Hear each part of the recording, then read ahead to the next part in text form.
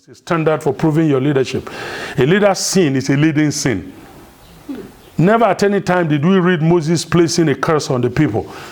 When they were aggrieved with him, when they were aggravated with him, he prayed for them. When they provoked the Lord and the Lord threatened to wipe them out, he stood in the gap. When they murmured and complained, he cried to the Lord. And when they challenged his authority, he put them to the test. Likewise, a wise man once said, discretion is the better part of our law. The character test is not just the proof of your ministry. The proof of who you are is the hallmark of spiritual leadership.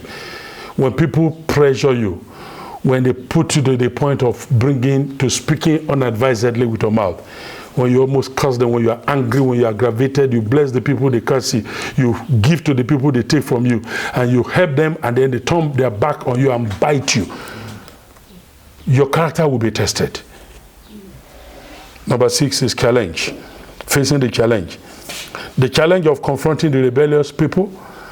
The challenge of provision when you are in need. The challenge of living what you preach.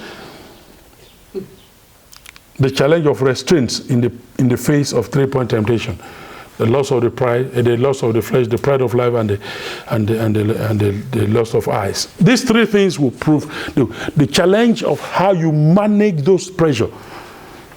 Essential. And the last one is, which is number 7, you break within before you break without.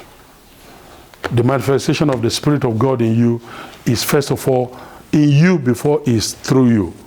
A lot of people chase power to reach out, to do things, to do exploit, and you haven't allowed God to break you from within. I make bold to say, there is no character that God cannot change.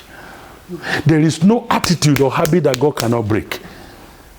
I've not always been a quiet person. I was sometimes garrulous. Talkative. I've not always been a patient person. In fact, not even with myself. I grew into it. God helped me through it. I was not always someone who can easily face crowd. I used to be shy. I was not always someone who is forgiving. I don't even forgive myself. I had a challenge that if something happened 20 years ago, and I remember it today, my emotion is as fresh as the day it happened. I brought it before the Lord. I'm not someone who is always saying, Lord, have your way. I was at a point where when the Lord says a word to me, I just take this and I say 2 here, 1, 3 here, 2. If you're going to do this, I will tell you 10 ways that will work. My brain will be working like computer. I had to submit all that. And he broke me from within. And so that I can be broken without. I can break forth. Let's pray.